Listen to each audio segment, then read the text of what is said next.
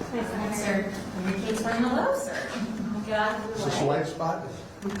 Yes. If you'd like. Got to put my toes on it. Any questions? How was your meeting? That's a good question to start with. I've known Pete Hegseth for more than 10 years, starting with his advocacy on behalf of veterans like himself up here on Capitol Hill, and he's been a leader, certainly in fighting for his fellow veterans here in the halls of Congress, and I think showing himself capable of leading an organization, maybe not one as big as the Department of Defense. But what I told him is that the thing that I'm most concerned about as the son of a World War II veteran is that we are not deterring the various threats to our country and to peace and security that we need to be paying attention to, and that's China, Russia, Iran, North Korea, and it is a dangerous situation. So interested obviously in what he would do at the Pentagon. I think one thing he clearly would do is reprioritize the Pentagon on not social engineering or woke policies, but rather on war fighting and lethality and on deterrence. And to me, the ultimate goal of the Department of Defense is to prevent wars, and the only way you do that is by peace through strength. So we talked a little bit about his experience through the confirmation process. I told him I've been a participant in the confirmation hearings of a number of Supreme Court justices, including Brett Kavanaugh, and how ugly and that can be, and how hard it can be, not just on him, but also on his family. But he and his wife have made clear they are willing to take a substantial financial sacrifice in order to serve the country, and I respect that. To that front, did you address any of the sexual misconduct allegations against him, the financial mismanagement that people have accused him of? Did that come up in your conversation? Well, it did, but a lot of this has been anonymous, and I think what we will be able to do, either through the background check, the FBI, or through the hearing itself, is to see whether these are anonymous or whether anybody will claim responsibility. I think, as again, what I learned during the Kavanaugh hearings is that there are a lot of people who will make anonymous claims, but will not show up and be accountable for that. So I think it's important to give him a fair process, but we also need to have a process where we can get all the facts out before we have to make our decisions. Do you think that Senator Ernst and others who have hesitations with him should face a primary if they vote no ultimately?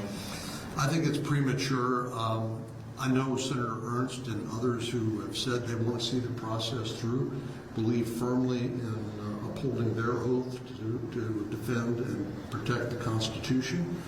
This role of advice and consent is part of that. The founders never believed that there would be a rubber stamp.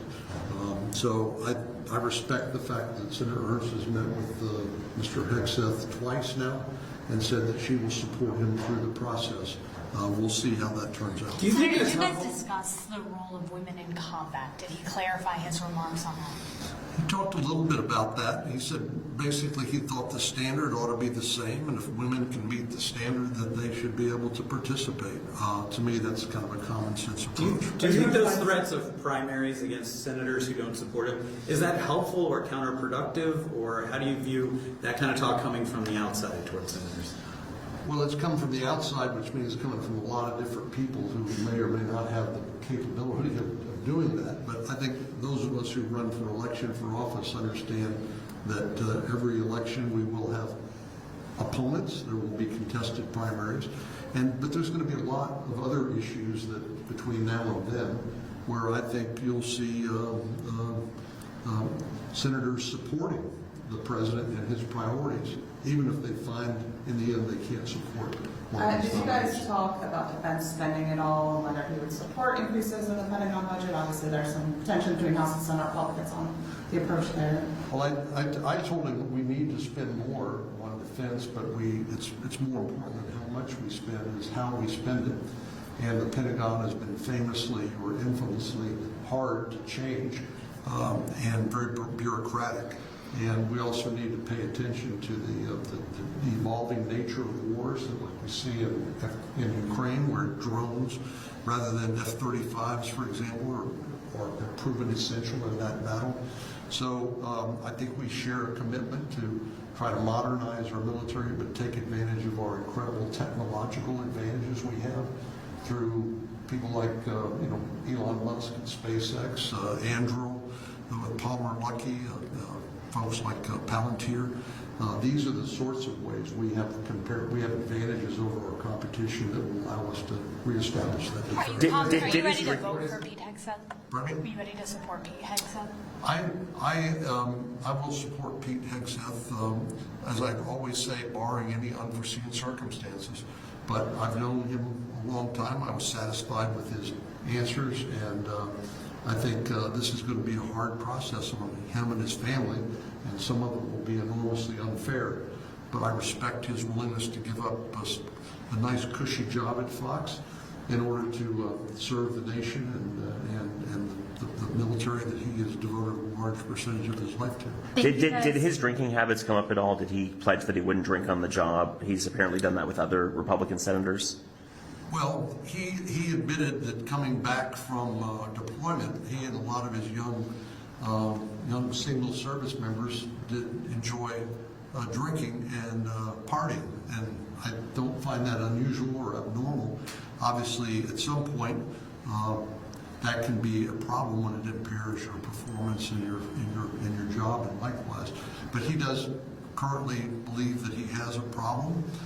He has in the past consumed alcohol, but I don't think he would be unique here on Capitol Hill or in the Pentagon for having done that. Did you say he currently does believe he has a problem, or he doesn't? Does not. Gotcha. Thank you, guys. Thank you, sir. He did not believe he ever had a problem. Thank you. Thank you. Thank you, sir. Thank you, guys.